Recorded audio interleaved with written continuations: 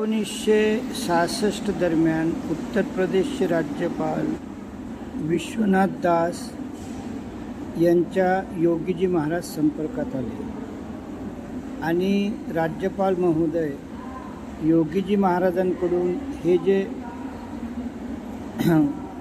धार्मिक सिद्धांत आहेत हे तपासल्याशिवाय मान्य करायला सहज तयार नव्हते आणि म्हणून त्यांनी स्वतः त्याचं परीक्षण केलं ते आपण पाहूया. 1966 दरम्यान उत्तर प्रदेशचे राज्यपाल स्वर्गीय विश्वनाथ दास म्हणतात की मी योगीजी महाराजांचे सिद्धांत सहज मान्य करायला तयार नव्हतो.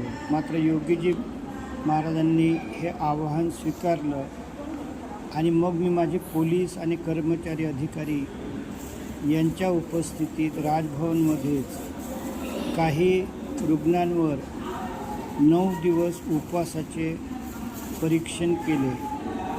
मी पाहिलं त्याच्यामध्ये 2 प्रकारचे गट होते. एक असा गट की जो फक्त गंगाजलवर 9 दिवस होता आणि दुसरा असा गट की जो 9 दिवस गंगाजलसोबत हनी किंवा शहद किंवा मध घेत होता.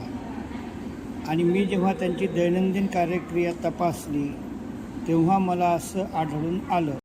मला आश्चर्य वाटलं आणि मला असं आढळून आलं की जे लोक गंगाजलवर होते किंवा मध घेऊन होते आणि हे सर्वांचे 9 दिवस उपवासच होते, मात्र त्यांच्यामध्ये कुठलीही थकावट दिसली नाही.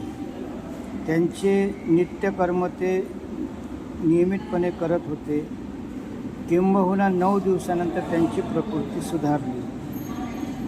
या पुस्तकात तेव्हाचे सिव्हिल सर्जन चंद्रदीप सिंह यांनी स्वतःसुद्धा 9 दिवस उपवास केला आणि हे विचार मला समजावून सांगितले.